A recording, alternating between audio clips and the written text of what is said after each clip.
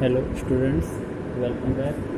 Students, in the recent video we discussed about features of public company and differences between public and private company. Students, today we will discuss about various steps which are use in the formation of A company. किसी भी company की formation के अंदर कौन कौन से steps follow किए जाते हैं या किसी भी कंपनी क्रिएशन के लिए हमें कौन कौन से स्टेप्स को फॉलो करना पड़ता है। किसी भी कंपनी का रजिस्ट्रेशन जो होता है वो किस प्रकार से होता है और उसके अंतर्गत हम कौन कौन सी फॉर्मेलिटी फुलफ़िल करते हैं। तो कंपनीज़ का जो फॉर्मेशन होता है, कंपनीज़ की फॉर्मेशन को बेसिकली हम 4 स्टेप्स के अंदर डिवाइड करते हैं। किसी भी कंपनी की फॉर्मेशन को 4 स्टेप्स के अंदर डिवाइड किया जाता है। दैट इज़ फर्स्ट स्टेप को हम नाम देते हैं प्रमोशन, सेकंड स्टेप को हम नाम देते हैं incorporation,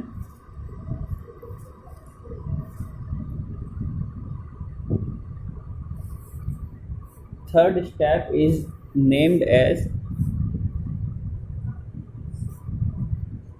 capital subscription, and fourth step is named as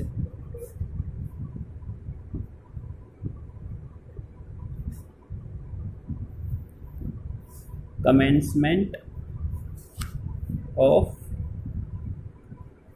business।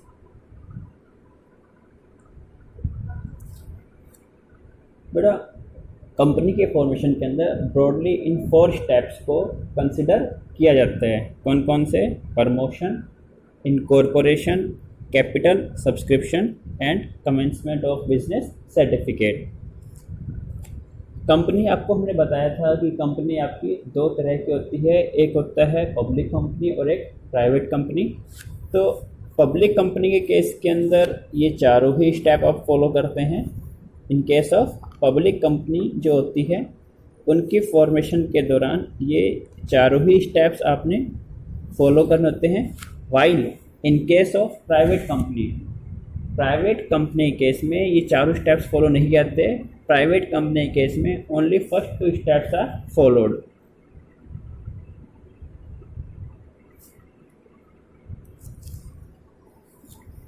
Private company, public company case में बेटा स्टार्टिंग के चारों स्टेप्स फॉलो किए जाते हैं, जबकि प्राइवेट कंपनी केस में सिर्फ 2 स्टेप जो होते हैं वही फॉलो किए जाते हैं।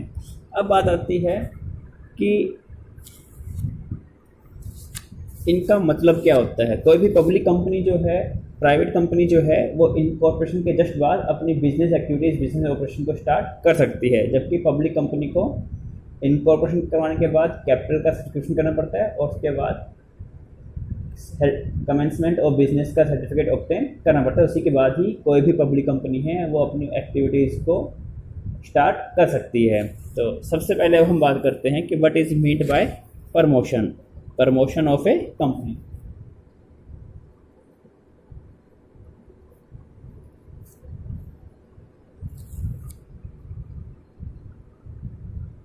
नेक्स्ट स्टेप है इसके अंदर, first step promotion of company. Promotion क्या होता है? It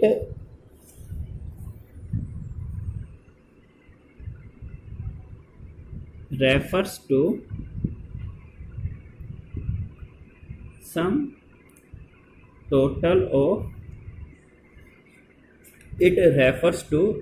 total of all those activities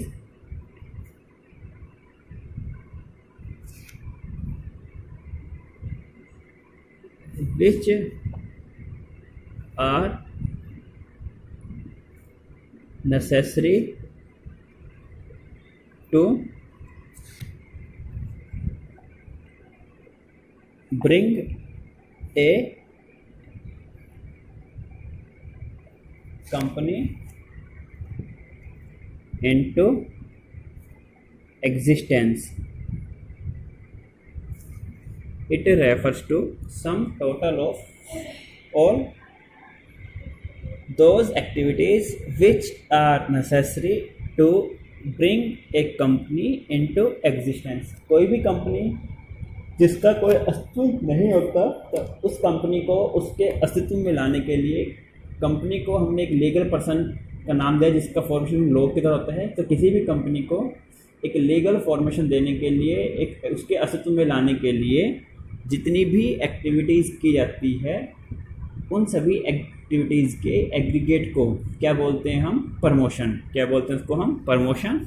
और प्रमोशन में से ही एक वर्ड और ड्राइव होता है, that is promoters. What we meant by promoters? Promoters क्या होता है?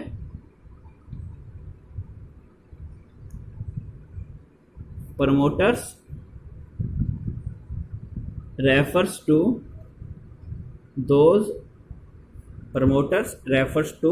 those persons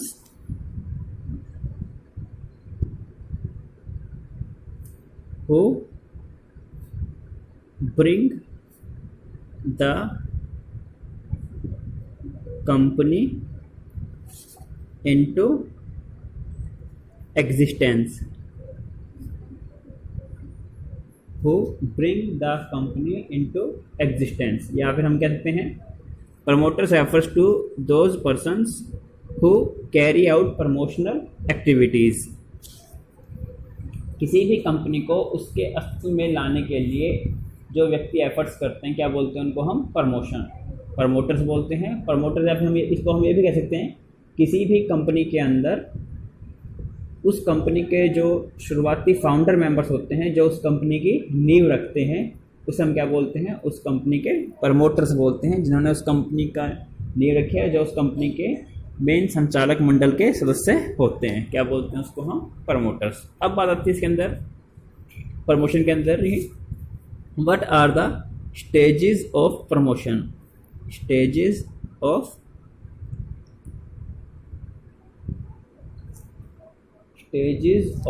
promotion. प्रमोशन के अंदर कौन कौन सी स्टेजेस आती है? What are the main stages of promotion? Promotion के अंदर बेटा मेनली 4 स्टेज होती है आपकी। First one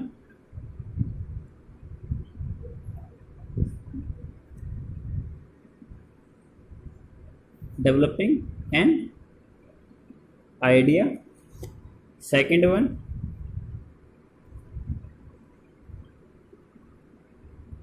detailed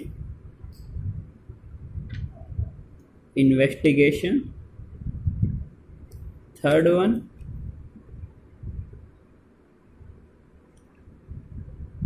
assembling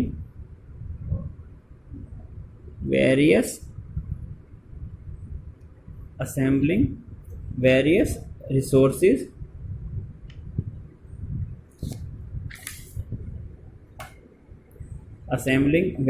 resources, and fourth one is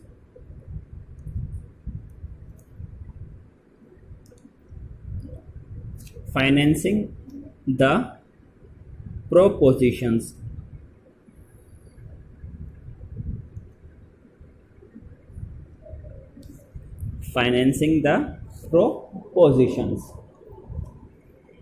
There are mainly 4 stages या 4 steps in the stages of promotion. First one is developing an idea, second one is detailed investigation, third one assembling various resources, assembling various factors, and fourth one is financing the propositions.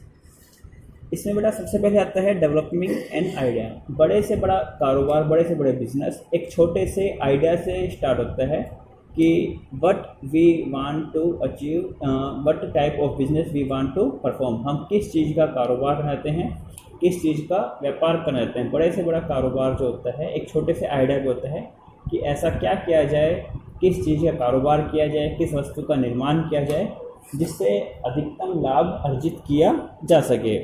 तो उस idea के behalf पर ही कोई भी बड़े से बड़े कारोबार की नींव डलती है, उसे हम क्या बोलते हैं, डेवलपमेंट ऑफ आइडिया। जिसके अंतर्गत बेसिकली हम ये विचार करते हैं कि किस चीज़ का कारोबार हमें करना चाहिए, किस वस्तु का हमें कारोबार करना चाहिए, हमें माल का निर्माण करना है, माल की खरीद बेच करनी है, या सेवा सर्विस प्रोवाइड करनी है, किस सेक्टर के अंदर हम कारोबार करके व्यापार करके अधिकतम लाभ अर्जित कर सकते हैं, किस सेक्टर में हमें अधिकतम लाभ मिल सकता है, क्या बोलते हैं उसको हम, डेवलपिंग एन आइडिया। उसके रिगार्डिंग एक विचार का जन्म होना है, किस चीज़ का कारोबार किया जाए, किस चीज़ का व्यापार किया जाए, माल का निर्माण किया जाए, माल खरीद बेच की जाए, या फिर सेवाएं प्रदान की जाए अधिकतम लाभ कमाने के लिए। Second one is detailed investigation. हमारे अक्सर इंसान के दिमाग में नए काफ़ी सारे कारोबारी विचार जन्म लेते रहते हैं, मगर हर एक कारोबारी विचार जो है वो वास्तविक व्यापार के रूप में फलीभूत नहीं होता। हर एक विचार को व्यापार के रूप में एस्टेब्लिश नहीं किया जाता। कोई भी हमारे दिमाग में जो विचार का जन्म हुआ है, कारोबारी विचार का जन्म हुआ है, उसके संदर्भ में मार्केट में काफ़ी विस्तृत हम कहते हैं कि जांच पड़ताल की जाती है कि जो भी हमारे में आइडिया आया है वो कितना फीजिबल है, उसमें व्यवहारिकता है या नहीं है। उसके रिगार्डिंग जो भी हमारे कारोबार है, व्यापार हम करना चाहते हैं, हमारे दिमाग में प्रपोजल आया, विचार है क्यों ना एक कपड़े की दुकान, रेडीमेड गारमेंट की दुकान की जाए, तो ऑलरेडी उस सेक्टर में मार्केट में कितने बिजनेस फर्म्स हैं, उन बिजनेस फर्म में प्रॉफिट हो रहा है, नहीं हो रहा है, लेवल ऑफ कंपटीशन क्या है। तो जो भी हमारे दिमाग में विचार आया है, आइडिया है, उसके बारे में गहन जांच पड़ताल की जाती है, उसके बारे में काफ़ी विस्तृत इन्वेस्टिगेशन की जाती है, और उसके बिहाफ पर ही हम किसी निष्कर्ष पर पहुँचते हैं। इस इन्वेस्टिगेशन के बिहाफ पर ही हम किसी फाइनल कंक्लूजन में पहुँचते हैं कि जो हमारे दिमाग में आइडिया था, जो विचार था, उसके ऊपर हमें अपना व्यापार आरंभ करना है या नहीं करना, उसे हम क्या बोलते हैं, detailed investigation. Third one is assembling various resources. Assembling various resources हमारा क्या होता है बेटा, कि जो भी अगर हम इस निष्कर्ष पे पहुँचे हैं कि हमें अपने विचार को कारोबार का रूप देना है, व्यापार का रूप देना है, तो अब उसके संदर्भ में हम कुछ भविष्य की एजम्पशंस करते हैं कि इस व्यापार को एक व्यवहारिक शेप देने के लिए हमें कौन कौन से रिसोर्सेज की आवश्यकता होगी, कितनी मैन पावर चाहिए, कितना स्टाफ चाहिए, कितने एम्प्लॉयज़ चाहिए, हमें कितनी पूंजी चाहिए, कि कितना इंफ्रास्ट्रक्चर चाहिएगा, कितनी ज़मीन चाहिए, कितनी मशीनें चाहिए, तो इस प्रकार से कितना हमारा विज्ञापन के ऊपर खर्च करना पड़ेगा। तो इसके रिगार्डिंग हमें अनुमान लगाना पड़ता है, उसे हम क्या बोलते हैं, असेंबलिंग वेरियस रिसोर्सेज। किसी भी व्यापार को एक व्यवहारिक रूप देने के लिए हमें किस हद तक कहते हैं ना, इंफ्रास्ट्रक्चर की रिक्वायरमेंट है, कितने रॉ मटेरियल की आवश्यकता है, कितनी मशीनरी की आवश्यकता है, और कितनी पूंजी की आवश्यकता है, इन सभी के बारे में हम अनुमान लगाते हैं और उनकी व्यवस्था करने का प्रयास करते हैं। And last one is financing the proposition. व्यापार को व्यवहारिक रूप देने के लिए जो भी हमने अनुमान लगाए हैं कि हमें कितने कैपिटल की रिक्वायरमेंट है, कितने रिसोर्सेज की रिक्वायरमेंट है, कितनी ज़मीन चाहिए, कितना रॉ मटेरियल चाहिए, कितना फर्नीचर चाहिए, कितनी मशीन चाहिए, उसके हिसाब से हमें कुल कितनी पूंजी की आवश्यकता है, और उस पूंजी की व्यवस्था करना, व्यापार को मूर्त रूप देने के लिए, एक प्रैक्टिकल शेप देने के लिए जो भी हमें इंफ्रास्ट्रक्चर है, रिसोर्सेज हैं, उनकी व्यवस्था करनी होगी, और रिसोर्सेज की व्यवस्था करने के लिए हमें फाइनेंस की आवश्यकता होती है। तो उसके लिए फाइनेंस की अरेंजमेंट करना, क्या बोलते हैं बेटा उसको हम, फाइनेंसिंग द प्रोपोजिशन। बेटा प्रमोशन जो होता है, it is one of the most important concept from the exam point of view, जो अक्सर एग्ज़ाम में रिपीट होता है। इसमें भी स्पेशली स्टेजेस ऑफ प्रमोशन जो है अक्सर एग्ज़ाम में रिपीट होती है, तो इसको मैं एक बार दोबारा से रिपीट कर रहा हूँ। That is developing an idea first step, जिसके अंतर्गत सबसे पहले हमारे दिमाग में किसी एक विचार का जन्म होता है कि किस चीज़ का हम कारोबार करना चाहते हैं, किस चीज़ का व्यापार करके हमें भविष्य में काफ़ी लाभ अर्जित किया जा सकता है, उसे हम क्या बोलते हैं, डेवलपिंग एन आइडिया। इसके बाद सेकंड स्टेज में आता है डिटेल इन्वेस्टिगेशन। हमारे दिमाग में जिस भी विचार ने जन्म लिया है उसके संदर्भ में हम मार्केट में गहन जांच पड़ताल करते हैं कि क्या उस जो हमारे दिमाग में विचार आया, जो आइडिया है, क्या उसके ऊपर ऑलरेडी मार्केट में कोई बिज़नेस चल रहे हैं, नहीं चल रहे, कितने बिज़नेस चल रहे हैं, उन बिज़नेसेस के अंदर कितना लाभ हो रहा है, लाभ हो भी रहा है या नहीं हो रहा। तो पूरी मार्केट में जांच पड़ताल करने के बाद लोगों के हम मिलते हैं, लोगों का अपने विचार के आधार पर जब भी हम प्रोडक्ट्स अवेलेबल बनाते हैं उसके बारे में लोगों की क्या राय है, लोग हमारे प्रोडक्ट में इंटरेस्ट होंगे या नहीं होंगे, इस प्रकार से मार्केट में काफ़ी गहन जांच पड़ताल की जाती है। उसके बाद ही हम इस निष्कर्ष पर पहुँचते हैं कि हमारे विचार को, हमारे आइडिया को हमें व्यापार का रूप देना है या नहीं देना।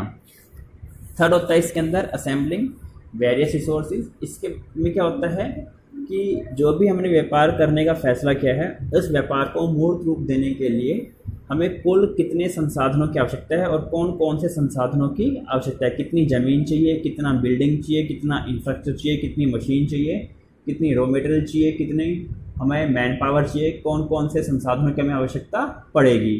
इन सभी का हम अंदाज़ा लगाते हैं और उनको व्यवस्था करने का प्रयास करते हैं। और लास्ट होता है इसके अंदर financing the proposition.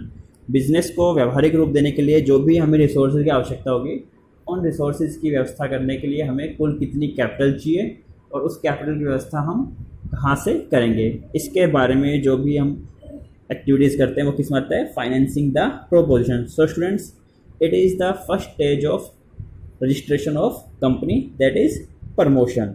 In the next video we will discuss the further stages of registration of company, that is incorporation or capital subscription and commencement of business. Till then, goodbye.